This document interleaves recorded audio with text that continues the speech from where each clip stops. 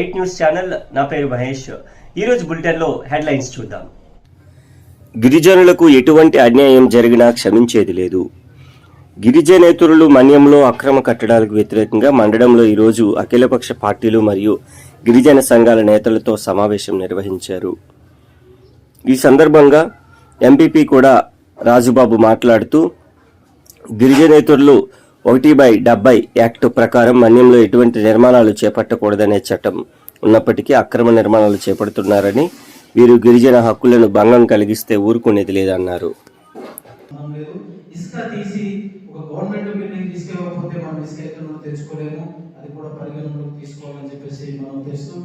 చాలా టైం అయిపోయింది కాబట్టి ఈ యొక్క చర్చ చాలా ఉంది కాబట్టి ఇవి చర్చించుకొని ఇందాక క్లేస్ సర్టిఫికేట్ కోసం ఒక విషయం మాట్లాడాలి. ప్రతి పంచాయతీ సర్పంచ్ ఇది వరలో మన సోదరుడు కృష్ణరావు చెప్పినట్టుగా ఒక వ్యవస్థ ఉంది. అప్పట్లో ఒక వ్యవస్థ లేదు. ఇప్పుడు అక్కడ సీఎం గారు ఏదైతే ప్రకటించాడో 5 నిమిషాల్లోనే మన గ్రామానికి వచ్చేస్తుంది.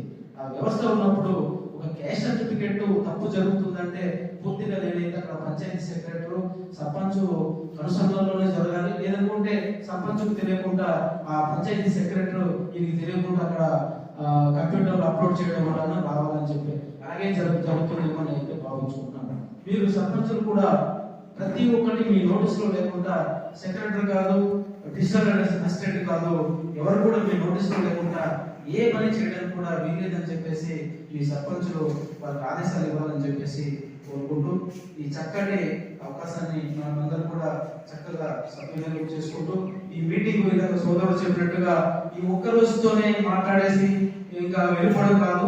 ఇది ఇంకా నెల పట్టవచ్చు, 2 నెలలు పట్టవచ్చు, 3 నెలలు పట్టవచ్చు, సంవత్సరం పట్టవచ్చు. కానీ ఇలాంటి మీటింగ్లు మళ్ళీ నర్సీపట్నంలో వెరైటీ నిరసన. విద్యుత్ ఛార్జీల పెంపుపై బుధవారం సాయంత్రం నర్సీపట్నంలో టీడీపీ ఆధ్వర్యంలో కాగడాలతో మహిళల కోలాటంతో నిరసన ర్యాలీ నిర్వహించారు. ఈ నిరసన ర్యాలీకి నేతృత్వం వహించిన మాజీ మంత్రి, టీడీపీ పాలిట్ బ్యూరో సభ్యుడు అయ్యన్నపాత్రుడు మాట్లాడుతూ విద్యుత్ ఛార్జీల పేరుతో రాష్ట్ర ప్రజలపై ప్రభుత్వం 1400 కోట్ల భారం మోపిందన్నారు. ఇది చాలా దారుణమన్నారు. పెంచిన విద్యుత్ ఛార్జీలను వెంటనే ఉపసంహరించుకోవాలని డిమాండ్ చేశారు.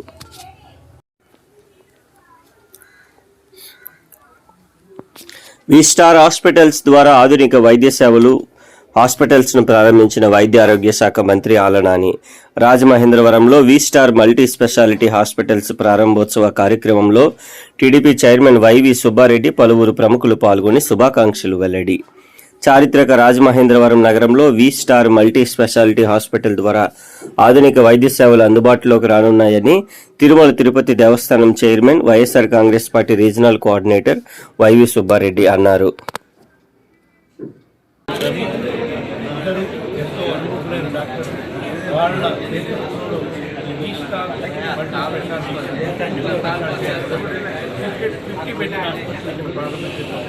ఎంతో సంతోషించిన విషయం. అదే కాకుండా రాజమహేంద్రవరాన్ని ఒక మెడికల్ హబ్గా తయారు చేయడం కోసం రాబోయే రోజుల్లో ఈ staff speciality hospital 150 bed hospital వాళ్ళ సొంత స్థలంలో నిర్మించడానికి కూడా ఈ హాస్పిటల్ యాజమాన్యం వాళ్ళు ముందుకొచ్చారు. కాబట్టి తప్పకుండా వాళ్ళ హాస్పిటల్ యాజమాన్యాన్ని ప్రత్యేకంగా రాజమండ్రి కొత్తగా ఇప్పుడు జిల్లా కూడా అయింది కాబట్టి రాజమండ్రి జిల్లాలో చుట్టుపక్కల ప్రాంతాలకు వచ్చే ప్రజలందరూ కూడా ఎస్పెషల్లీ కిడ్నీ వ్యాధులు కానీ యూరాలజీ సంబంధించిన గైనిక్ ప్రాబ్లమ్స్ ఉండేవాళ్ళకి ఈ హాస్పిటల్ సేవలు అందించడానికి ఎంతో ఉపయోగపడుతుంది. రాష్ట్రంలో 27వ జిల్లా ఏర్పాటు అవుతుంది. 26 జిల్లాలు జగన్ పబ్లికేషన్ జిల్లా ఏర్పాటు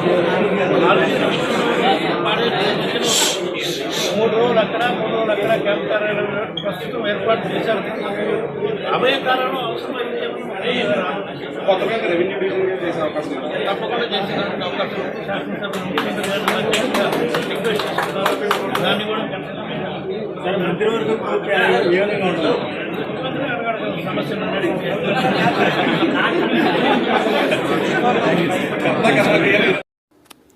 అవినీతిని తొలగించేందుకు బీజేపీ ఆవిర్భించింది. బీజేపీ రాష్ట్ర అధ్యక్షుడు సోము వీర్రాజు దేశ రాజకీయాల్లో అవినీతి తొలగించడానికి బీజేపీ ఆవిర్భించిందని, ఆ పార్టీ రాష్ట్ర అధ్యక్షులు సోము వీర్రాజు అన్నారు.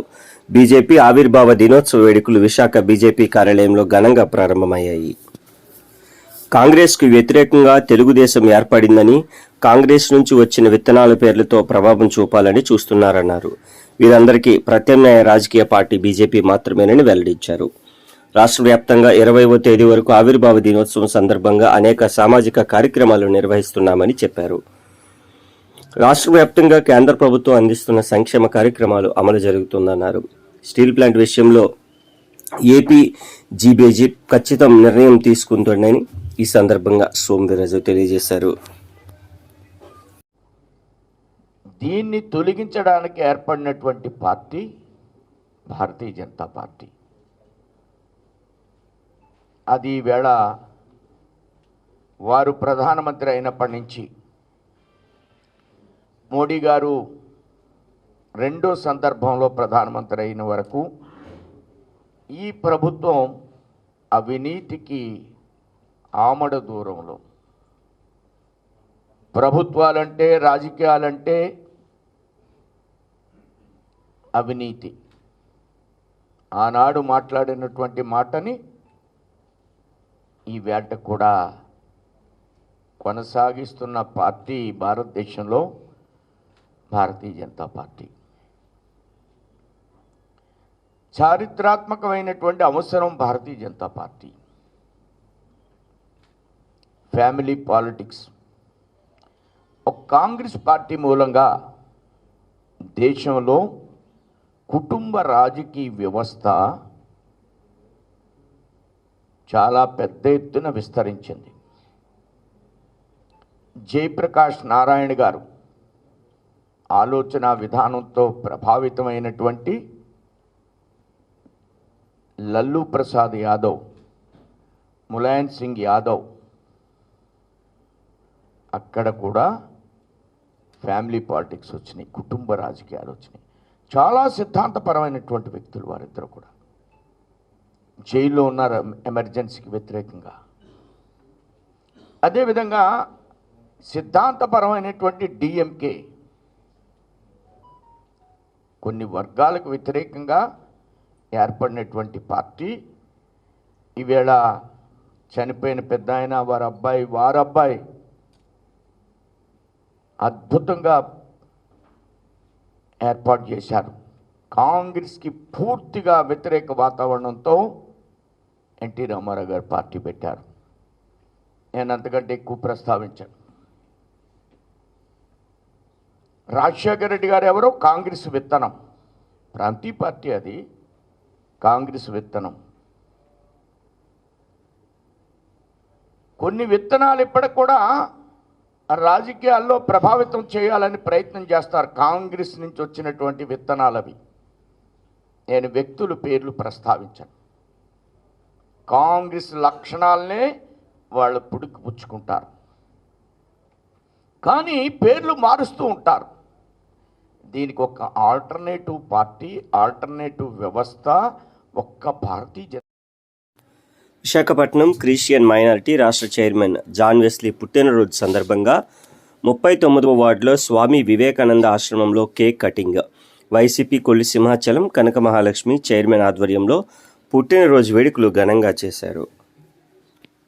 అన్ని విధాల మాకు సహకరించినట్టే వ్యక్తి ఎవరైనా ఉన్నారంటే మా జాన్ వెస్లీ గారని నేను చెప్పుకుంటాను. అలాగే వారికి ఇచ్చేసిన నాయకులు కొండమ్మ గారికి అలాగే పనిచేశారు. ఇప్పటికీ కూడా అలాగే కష్టపడి పనిచేస్తున్నారు.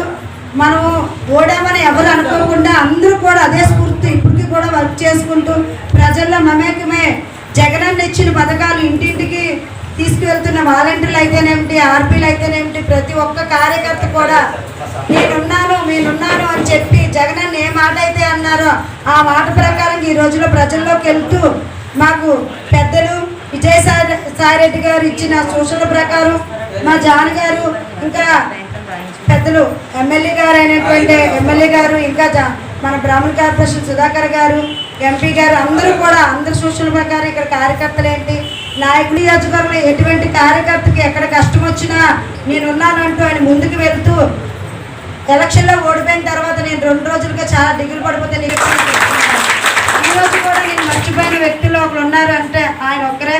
ఎందుకంటే ఆ 2 days ఆయన నువ్వు వద్దమ్మా ఇంతకంటే మంచి పదవి నీకు వస్తుందని చెప్పి ఆ రోజు సాయిరెడ్డి గారి ద్వారా నాకు కనకమహాలక్ష్మి అమ్మగారు చైర్మన్ ప్రకటించడం జరిగింది. ఆ ఇచ్చిన మాట ప్రకారం నాకు అది ఇవ్వడం జరిగింది సాయిరెడ్డి గారు. కానీ నాకు అన్ని విధాలు అదే మంచిదేమో అని ఈరోజు నాకు అనిపిస్తుంది. ఎందుకంటే అమ్మవారికి వచ్చిన భక్తులు అయితేనేంటి, నా వాటిలో ఉన్న కార్యకర్తలకి ఏంటి, ఎప్పుడు ఎల్లప్పుడూ అన్ని విధాలా నేను చేదోడు వాదోడుగా ఉంటూ నేను అందరికీ సేవ చేసుకున్న భాగ్యం కల్పించిన జాన్ గారు ఎప్పుడూ చల్లగా ఉంటాయి. ఆయన 10 ఏళ్ళ పాటు ఇంకా మాలాంటి కార్యకర్తలు 100,000 మందిని తయారు చేయాలని చెప్పి నేను సభాముఖంగా తెలియజేసుకుంటూ పార్టీ కార్యకర్తలకి వైఎస్ఆర్సీపీ సభ్యులకి ధన్యవాదాలండి. ఇప్పుడు ఈ వ్యవస్థ జరిగినందుకు పరావు గారికి చాలా ధన్యవాదాలండి. ఎందుకంటే ముందుండి ఈ ప్రజలందరినీ కూడా చక్కగా ఒక క్రమశిక్షణతో పద్ధతిని పెట్టి ఇంత ఏజ్ ఎక్కువ అందరినీ కూడా కొడుకులు చూడకపోయినా ఈ ఆశ్రమానికి అట్లే పెద్ద దిక్కులాగా చూస్తున్నారు. పరావు గారికి మరి ఒకసారి వాటి తరఫున దండగారాలకు ఇచ్చాను.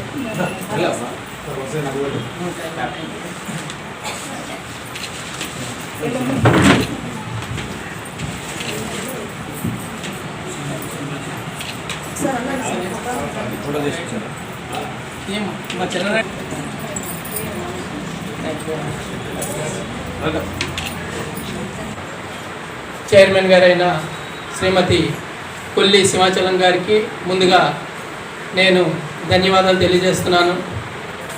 అదేవిధంగా ఈ ఆశ్రమ నిర్వాహకులు సూరాడు అప్పారావు గారు వారికి కూడా నా యొక్క ధన్యవాదాలు. ఎందుకంటే ఈ వార్డు నాకు చాలా ఇష్టం. ఒకటి, కొల్లి సింహాచలం గారు కార్యకర్తలకు ఆవిడ ఒక భరోసా.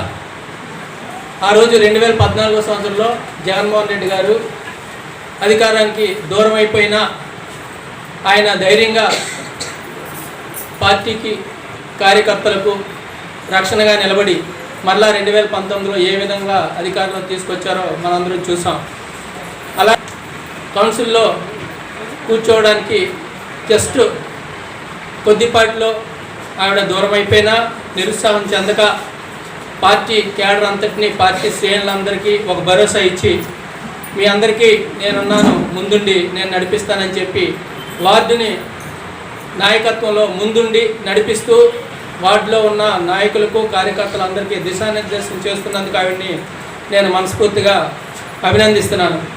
చెప్పిన విషయం, ఇంతమంది వృద్ధుల్ని అదేవిధంగా రకరకాల వయసుల వారిని ఇక్కడ హక్కుని చేర్చుకొని ఇంతమందికి చక్కగా ఒక కుటుంబంలా చూసుకోవడం అంటే అది చిన్న విషయం కాదు. ఆయన ఏ లాభం లేకుండా సేవా తత్పరతతో నిస్వార్థంగా ఈ యొక్క సేవా సంస్థని నడిపించడం చాలా మనందరూ మెచ్చుకోవాల్సిన అవసరం. సమాజంలో ఇలాంటి వారందరినీ కూడా మనం ఎప్పుడు గౌరవించి వారిని చూసి మిగతా వారు ఆ విధంగా సమాజ సేవలో వెళ్ళే విధంగా మనందరం నేర్చుకోవాలని చెప్పి నేను కూడా అలాంటి వారు ఎప్పుడైనా నాకు తారసపడితే వారి నుంచి స్ఫూర్తి పొందుతాను. ఆ విధంగానే మనందరం ఉండాలని మనసారా కోరుకుంటున్నాను. ఇంకా రెండో విషయం, కొల్లి సింహాచలం గారి కోసం ఒక విషయం చెప్పాలి. అందరూ నేను కొల్లి సింహాచలం గారికి ఏదో సహాయం చేశానని అనుకుంటున్నారు పదవి రావడంలో. ముఖ్యంగా ఆవిడ పడిన కష్టం, ఆవిడ ఒక ధీరోదాత్రాలుగా ఆ రోజు ఈ వార్డులో అప్పుడున్న పరిస్థితులకి ఎదురొడ్డి అంతగా పోరాడడం పార్టీ అధిష్టానం దృష్టిలో ముందుగా పడింది. ఆ రోజు మన ప్రీతమ నాయకులు ఉత్తరాంధ్ర జిల్లాల ఇన్ఛార్జు మా గురువుగారు శ్రీ విజయ్ సాయిరెడ్డి గారు ఎలక్షన్స్ రిజల్ట్ అనౌన్స్ చేస్తున్నప్పుడు ఎంతో ఉత్సుకతతో ఈ వార్డు మీద ఆయన దృష్టి పెట్టడం జరిగింది. ఎందుకంటే కొల్లి సింహాచలం గారు ఎలాగైనా గెలవాలని. అప్పుడే దురదృష్టవశాత్తు మనం ఆ సీటు త్రుట్లో తప్పిపోయినా విజయసాయిరెడ్డి గారు చాలా బాధపడ్డారు ఆ విషయంలో. ఈ కొల్లి సింహాచలం గారికి మనం ఏదో ఒకటి చేయాలి, ఆవిడ పోరాటం పార్టీకి ఎంత ఉపయోగపడిందో మనకు తెలుసు, గెలుపోవటంతో మనకు సంబంధం ఏముంది. మంచి నాయకులను ఎప్పుడు మనం ముందుండి ఆదరించాలని చెప్పి ఆవిడకి ఏం చేయాలి, మనం ఏదో ఒకటి చేయాలి అనే ఆలోచనలో విజయసాయి రెడ్డి గారు ఉన్నప్పుడు నేను అక్కడే ఉన్నాను కాబట్టి, నేను లోకల్ లేను కాబట్టి, సార్ ఆవిడని మరలా మనం ముందుకు వెళ్ళి నాయకులకి కార్యకర్తలందరికీ భరోసాగా మిగతా వాళ్ళందరికీ గుణపాఠంగా తీసుకువెళ్ళాలంటే ఆవిడకి కనకమహాలక్ష్మి దేవస్థానం ట్రస్ట్ బోర్డు చైర్మన్ ఆవిడకి ఇస్తే ఆవిడకి బాగుంటుంది సార్, ఆ ఒక్క వార్డులో ఓడిపోయిన 3 వార్డులు శాసించగల శక్తి ఆవిడకి ఉందని చెప్పి ఆ ఒక్క మాటనే ఆ రోజు ఆయన వెస్లీ బాగుంది ఈ విషయం అని చెప్పి వెంటనే ఆయన అప్పుడే ఆదేశాలు ఇవ్వడం, ఆ పేరు సిపిఎం జాతీయ మహాసభలను విజయవంతం చేయండి. కేరళ రాష్ట్రం కన్నూరులో నిర్వహిస్తున్న సిపిఎం జాతీయ మహాసభలను విజయవంతం చేయాలని విశాఖ నగర పార్టీ కార్యదర్శి జగ్గునాయుడు విజ్ఞప్తి చేశారు. మహాసభలు బుధవారం ప్రారంభమైన నేపథ్యంలో విశాఖ పార్టీ కార్యాలయంలో వద్ద జెండాను ఆయన ఆవిష్కరించారు. ఈ సందర్భంగా ఆయన మాట్లాడుతూ ఈ మహాసభలు ఈ నెల 10వ తేదీ వరకు జరుగుతాయన్నారు. గత 4 సంవత్సరాల కాలంలో దేశవ్యాప్తంగా నిర్వహించిన పోరాటాలపై పార్టీ చర్చిస్తుందన్నారు.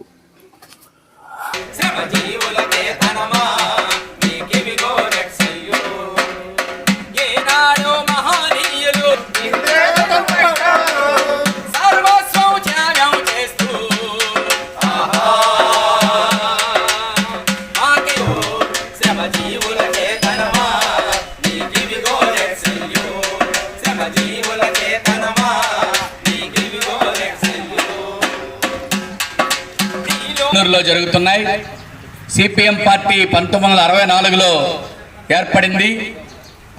అనేక ప్రజా ఉద్యమాలని ప్రజల తరపున నిఖరంగా పోరాడుతూ రాజీ లేని పోరాటం చేస్తూ ప్రజా సమస్యల ఎజెండాగా తీసుకొని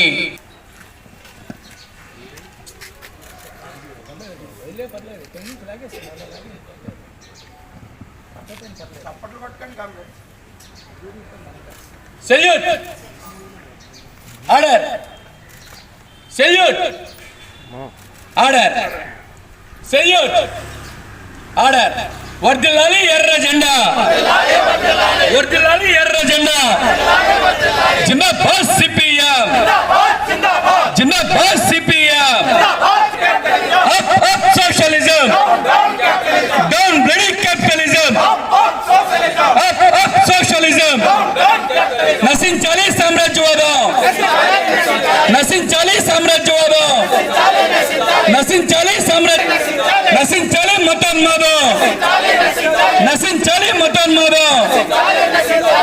మిత్రులారా, ఈ సందర్భంగా సిపిఎం పార్టీ దేశవ్యాప్తంగా వివిధ రాష్ట్రాలకు సంబంధించినటువంటి కాకల తీరిన కమ్యూనిస్టు యోధులు ఈ మహాసభలో పాల్గొని రాబోయే కాలంలో ఈ దేశంలో రాజ్యాంగ పరిరక్షణ కోసం, కార్మిక హక్కుల పరిరక్షణ కోసం, రైతాంగ హక్కుల పరిరక్షణ కోసం, దేశ భవిష్యత్తు కోసం అవసరమైన కార్యాచరణని ఈ మహాసభలు రూపొందిస్తారు.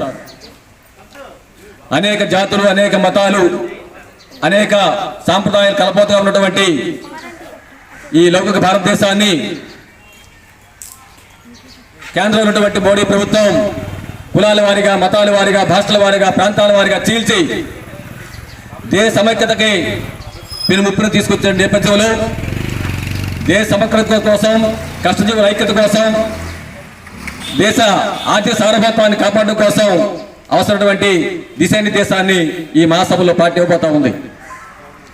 ఈరోజు దేశ ఆర్థిక వ్యవస్థకి మూల స్తంభాలుగా నిలుస్తున్నటువంటి ప్రభుత్వ సంస్థల్ని కేంద్రంలో మోడీ ప్రభుత్వం కారు చౌకగా ఈరోజు తనకు అనుకూలంగా ఉన్నటువంటి ఆదాని, అంబానీ, టాటా వంటి కార్పొరేట్ శక్తుల చేతుల్లో పెట్టే కార్యక్రమం చేస్తూ ఉన్నారు. ప్రజల సంపదని వేల కోట్ల రూపాయలు లూటీ చేస్తూ ఉన్నారు. ప్రభుత్వ రంగ సంస్థలతో పాటు ప్రభుత్వ భూములు కూడా ఈరోజు కార్పొరేట్ శక్తులు దావదత్తం చేసే కార్యక్రమానికి ఈరోజు ప్రభుత్వం ఒడిగట్టింది. కార్మికులు అనేక త్యాగాలు చేసి సాధించినటువంటి 44 కార్మిక చట్టాల్లో 29 కార్మిక చట్టాలని 4 లేబర్ కోడ్స్ గా మార్చి కార్మికుల్ని యజమానుల కాలు కింద కట్టు బానిసలుగా తయారు చేసే విధంగా ఈరోజు ప్రభుత్వం పూనుకుంది. ఎందుకంటే కార్మిక చట్టాలు దోపిడీదారులకు ఆటంకంగా ఉన్నాయంట. వాళ్ళ దోపిడీకి ఏదైతే కొనసాగించాలని చెప్పినట్టే కార్మిక చట్టాలు ఉండకూడదని చెప్పని వాళ్ళు నిర్దేశిస్తే ఆ నిర్దేశాన్ని జీవో దూరంతో మోడీ ప్రభుత్వం అమలు పూనుకుంది.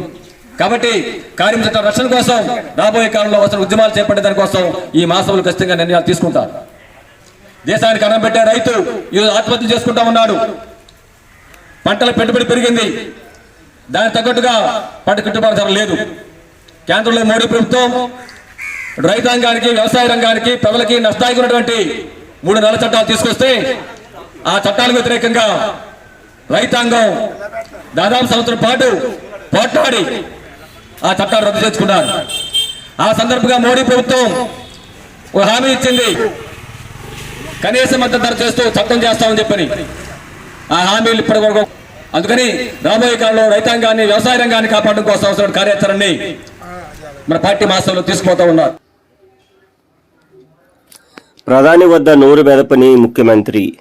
ఢిల్లీ వెళ్లిన ముఖ్యమంత్రి జగన్మోహన్ రెడ్డి విశాఖ స్టీల్ ప్లాంట్పై ప్రధాని వద్ద నోరు మెదపకపోవడం పలు అనుమానాలకు తావిస్తుందని సిపిఎం నగర కార్యదర్శి జగ్గునాయుడు, కార్యవర్గ సభ్యులు గంగారావు అన్నారు. బుధవారం విశాఖలో వారు మీడియాతో మాట్లాడుతూ స్టీల్ ప్లాంట్ ప్రైవేటీకరణకు వైసీపీ ప్రభుత్వం అనుకూలమా లేక వ్యతిరేకమా అనే విషయాన్ని స్పష్టం చేయాలని డిమాండ్ చేశారు. ఆయనకు తెలియజేయడం ద్వారా ప్రజల తాలూకు ఆస్తులు కాపాడాలని చెప్పని మేము డిమాండ్ చేస్తూ ఉన్నాం. ప్రభుత్వం ఇటువంటి దుర్మార్గమైనటువంటి వేధింపుల్ని, నిర్బంధాన్ని తక్షణ వినాలని చెప్పని డిమాండ్ చేస్తున్నాం. ప్రజా ఉద్యమాల మీద, ప్రజానాయకుల మీద నిర్బంధం ప్రయోగించిన ఏ ప్రభుత్వం కూడా బతికి పట్టకట్లేదు. జగన్మోహన్ ప్రభుత్వం కూడా అటువంటి గతి పట్టకుండా ప్రజల ప్రజా హక్కుల్ని కాపాడాలని చెప్పని మేము డిమాండ్ చేస్తున్నాం. ప్రజల ఆస్తుల్ని అధికారం ఉపయోగించుకొని కొద్దిమంది వ్యక్తులు కబ్జాలు పాల్పడుతుంటే వాళ్ళని సాయం చేయడం, వాళ్ళ పక్షం చెప్పడం జగన్మోహన్ రెడ్డి ప్రభుత్వం ఆపాలని చెప్పని మీతో డిమాండ్ చేస్తూ ఉన్నాం. లేని పక్షంలో ప్రజలు సమీకరించి సిపిఎం పార్టీ పెద్ద ఎత్తున ఉద్యోగం చేస్తుందని చెప్పని మీతో హెచ్చరిస్తూ ఉన్నాం. రాష్ట్ర ముఖ్యమంత్రి గారు వైఎస్ జగన్మోహన్ రెడ్డి గారు నిన్న ప్రధానమంత్రి గారిని కలిశారు. రాష్ట్ర సమస్యల మీద ఒక మెమోరాండం ఇచ్చి సత్వరం పరిష్కారం చేయాలని వారితో చర్చించారు. ఆర్థిక మంత్రితో చర్చించారు. కానీ ఈ చర్చల్లో కానీ వారు ప్రధానమంత్రికి సమర్పించిన మెమోరాండంలో కానీ విశాఖపట్నం స్టీల్ ప్లాంట్ని అమ్మే చర్యలు ఉపసంహరించుకోమని ఒక్క మాట కూడా మాట్లాడకపోవటం చాలా ఆందోళన కలిగిస్తూ ఉన్నది. జగన్మోహన్ రెడ్డి యొక్క ఈ వైఖరిని సిపిఎం పార్టీ తీవ్రంగా ఖండిస్తూ ఉన్నది. ఇది సరైనటువంటిది కాదని సిపిఎం పార్టీ భావిస్తూ ఉన్నది. గడిచిన 3 నెలల్లో ప్రధానమంత్రిని రాష్ట్ర ముఖ్యమంత్రి గారు కలవటం ఇది 3వసారి. గతంలో జనవరి 3వ తారీఖున ఒకసారి కలిశారు ప్రధానమంత్రి నరేంద్ర మోడీని. ఆ రోజు ఆయన సమర్పించినటువంటి మెమోరాండంలో కూడా విశాఖపట్నం స్టీల్ ప్లాంట్ అమ్మకాన్ని ఉపసంహరించుకోమని మాట్లాడలేదు. అందులో కూడా కనీసం రాయలేదు. ఇప్పుడు మెమోరాండంలో కూడా ఒక్క లైన్ అంటే ఒక లైన్ కూడా రాయకుండా అసలు ఎక్కడ కూడా ఆ ప్రస్తావనే లేకుండా చాలా జాగ్రత్త పడ్డాడు ముఖ్యమంత్రి గారు. మరి ఎవరి కోసమని మేము అడుగుతూ ఉన్నాం. విశాఖపట్నం స్టీల్ ప్లాంటు ఈరోజు ఆస్తుల మదింపు బిడ్ల కూడా ఓపెన్ చేయబోతూ ఉన్నది ఈరోజు.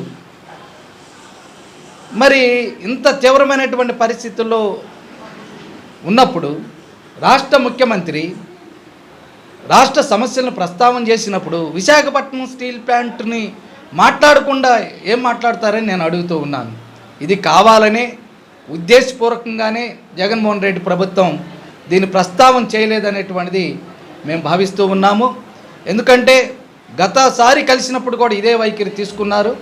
అంటే పార్లమెంట్లోనేమో ప్రశ్నలేసి ప్రజల్ని ఏదో చేస్తున్నట్లు మభ్యపెట్టడం తప్ప నరేంద్ర మోడీ ఎడల చిత్తశుద్ధితోటి జగన్మోహన్ రెడ్డి ప్రభుత్వం పోరాడటం లేదనేటువంటిది స్పష్టంగా కనిపిస్తుంది. అప్పుల కోసం, అదనమైనటువంటి అప్పుల కోసం విశాఖపట్నం స్టీల్ ప్లాంట్ని బలి చేస్తే రాష్ట్ర ప్రభుత్వానికి తగిన గుణపాఠం చెప్పాల్సి వస్తుందని మేము హెచ్చరికగా తెలియజేస్తూ ఉన్నాం. కడప స్టీల్ ప్లాంట్ కావాల్సిందే, విభజన చట్టంలో ఉంది అది. మరి దాని గురించి మాట్లాడినప్పుడు ఉన్న స్టీల్ ప్లాంట్ని అమ్మేస్తూ ఉంటే ఎందుకు నోరు మెతపో నువ్వు? ఉత్తరాంధ్ర అభివృద్ధి అవసరం లేదా మీకు? ఈ కొత్త నాటకాలు ఏమిటనేటువంటిది రాష్ట్ర ప్రజానీకానికి జగన్మోహన్ రెడ్డి గారు సమాధానం చెప్పాలి. అలాగే 3 రోజుల క్రితం జార్ఖండ్లో ఉండేటటువంటి విశాఖపట్నం స్టీల్ ప్లాంట్ కేటాయించినటువంటి బొగ్గు గనులు కేటాయించాడు, రద్దు చేశాడు నరేంద్ర మోడీ. దాని మీద కూడా మాట్లాడకపోతే ఢిల్లీలో.